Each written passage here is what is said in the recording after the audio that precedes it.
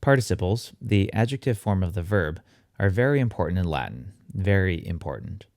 Whereas English loves its subordinate clauses, Latin loves its participles. So this makes learning about participles rough for an English speaker.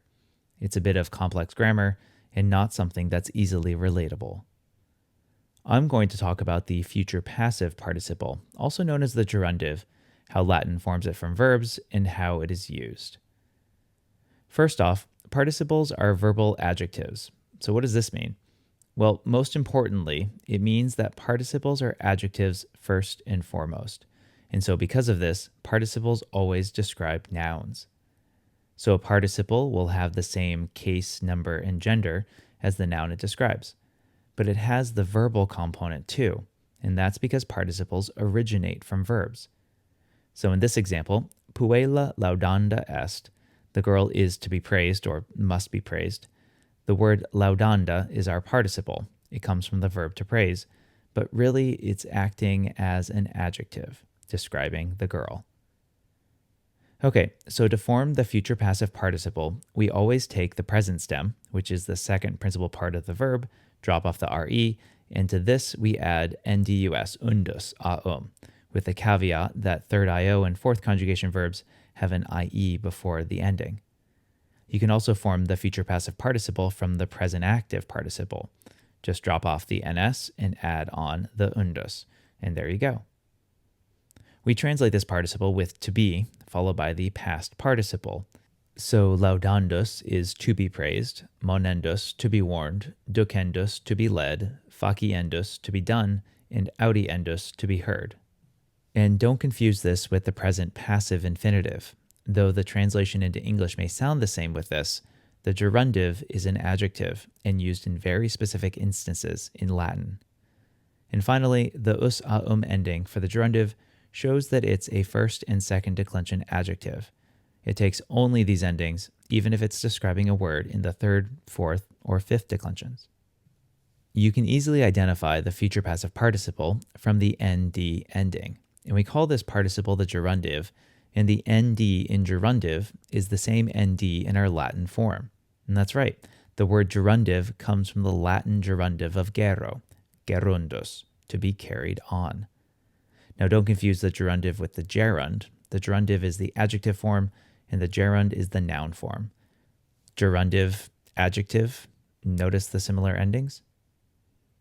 The future passive participle very rarely is used as a standard adjective. Most times in Latin, you'll see it in the passive periphrastic, also known as the Gerundive of Obligation. A periphrastic literally is a way of speaking around something, using more words than you need to, and periphrastics in Latin involve a participle and a form of sum esse. The passive periphrastic has the future passive participle, and you can probably guess that the active periphrastic involves the future active participle, but that's a subject for another video. You saw the passive periphrastic at the beginning of this video. Puella laudanda est. The girl is to be praised. And that's a literal translation, but we could much more easily translate this with a must. The girl must be praised.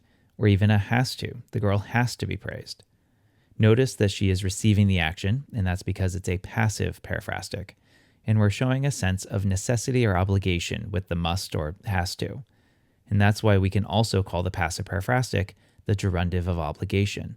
It uses the gerundive and expresses necessity or obligation. Sometimes you will see a passive periphrastic without a subject, as in mihi correndum est. The mihi here is in the dative case, acting as the dative of agent, so it is doing the action. We translate this as I must run or I have to run.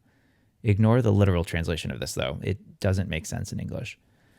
And if we combine the last two sentences, puella mihi laudanda est, the girl must be praised by me, even though mihi is in the dative case, it's still an agent, and we translate it with by. Or even better, I must praise the girl, or I have to praise the girl also works. Here's the famous phrase by Cato the Elder, Carthago delenda est, Carthage must be destroyed. And we can add in a dative of agent, Carthago nobis delenda est, Carthage must be destroyed by us, or we must destroy Carthage. We have to destroy Carthage. We can even play with this some more. Let's change nobis into Romanis, and this happened in the past, so est becomes erat, the imperfect tense. Carthago Romanis delenda erat. Carthage had to be destroyed by the Romans, or the Romans had to destroy Carthage. It's generally accepted that passive periphrastic can and should be translated actively whenever possible. It often makes the English sound better. Sometimes you'll see the gerundive in what's called a gerundive phrase, where it describes a noun. I won't go too much in depth with this, but here's a basic example. Consilium urbis capiendae, a plan of taking the city, where capiendae is the gerundive describing urbis. Literally, this is a plan of the city to be taken, but we can massage this into easier English by making the noun the object. Another quick example. Mensa est idonea epistulis scribendis. The table is suitable for writing letters, with the gerundive scribendis modifying epistulis, for letters to be written, for writing letters. There's a much greater discussion to be had on this in gerunds, but I'll save that for a later video. So those are future passive participles. A quick review. Participles in general are verbal adjectives. They come from verbs, but in truth describe nouns, so they really are adjectives.